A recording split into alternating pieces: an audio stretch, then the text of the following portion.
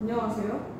방사능 무지하면 되려 당할 수도 라는 주제로 발표할 전수민입니다. 요즘 문제로 대두된 후쿠시마 오염수 방류 논란에 대해서 아시나요? 일본 정부가 후쿠시마 원자력 발전소에 녹아내린 핵 연료를 냉각하기 위하여 투입된 냉각수와 유입된 지하수가 합쳐진 오염수에서 방사성 동위원소를 처리하여 바다에 방류한다는 의견을 낸 것인데요.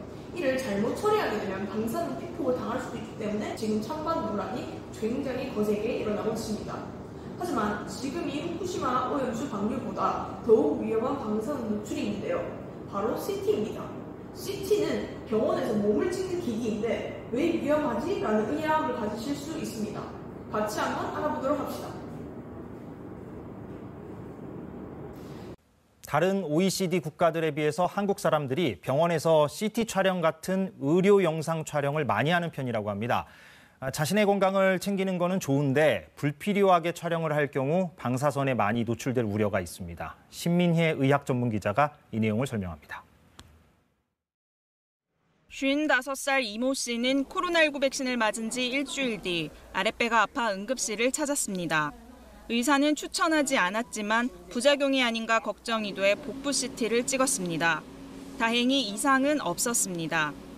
최근에 응급실에 코로나 백신 접종 후에 부작용 때문에 내원하시는 환자들이 많이 있는데 CT를 요구해서 찍는 경우들이 상당수 늘어나고 있는 상황입니다. 해외에 비해 의료비 본인 부담이 적은 우리나라에선 의료 영상 촬영을 남발하는 경우가 많다고 전문의들은 지적합니다. 일례로 35살 이하 여성에게는 유방 촬영술이 추천되지 않지만 건강검진에 패키지로 들어가 있는 경우가 많습니다. 건강한 사람의 경우 전신 암 검사인 펫CT를 굳이 할 필요는 없습니다. 그러나 단순한 통증에도 검사가 남발되며 CT 시행 건수는 해마다 늘고 있습니다. OECD 국가 중 인구 1000명당 CT 시행 건수가 5번째로 많습니다. 복부나 펫CT를 찍을 때마다 피폭되는 방사선 양은 1년 동안 생활 속에서 노출되는 자연 방사선 양의 3배가 넘습니다. 우리나라의 의료 방사선 검사 피폭량은 2019년 기준 2.42mSv, 유럽 평균 0.97mSv에 비해 2배 이상 높습니다.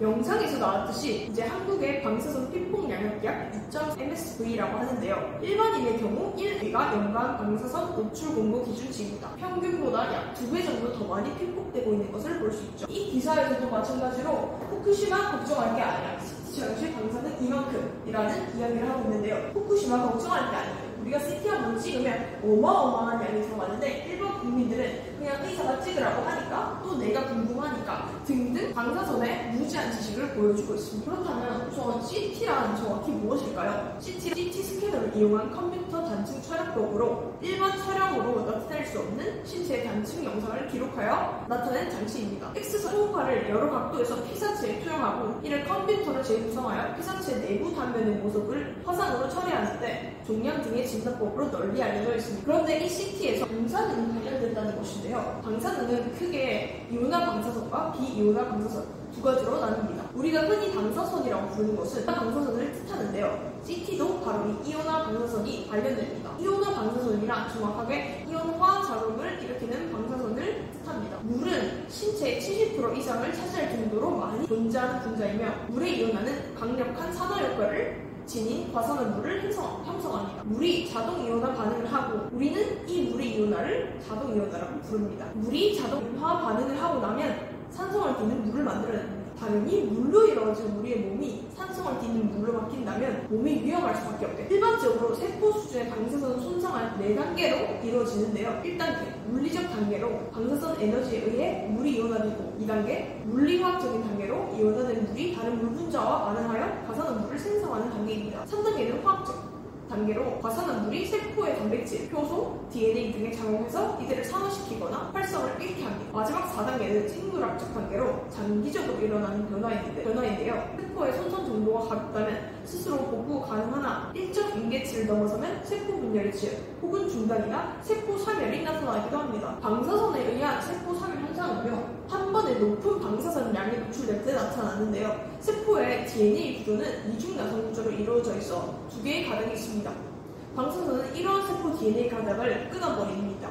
이를 방지하기 위해서 처음에 세포 방사선을 조사하면 DNA 손상을 복구하는 유전자들의 발현이 일어나서 방사선으로 인해 손상된 DNA를 복구하는 데 힘을 기울이지만 조사 시간이 늘어나거나 조사량이 늘어날 때 세포는 DNA 복구를 멈추고 아포토시스라고 불리는 세포사멸에 관련 유전자들의 발현을 증가시킵니다. 일반적으로 세포는 작은 손상을 입었을 경우에 이를 복구하는 기능을 활성시키지만 돌이킬 수 없는 손상을 입었을 경우에는 쓸모있는 물질들을 세포막 성분으로 둘러싸인 주머니에 넣어서 주변 세포에게 나눠주고 스스로는 작게 조그라들어서 사멸하는 아포토시스 프로그램을 가동시키게 됩니다. 세포 사멸 현상은 이렇게 끊어진 세포 DNA, 세포 증식 과정으로도 보충될 수 없을 때 나타납니다. 세포가 사멸되면 피부 화상을 입는 증상부터 탈모, 소화기 점막 손상에 의한 염증, 심하면 내부 장기가 딱딱하게 굳으면서 변형되기도 한다고 합니다.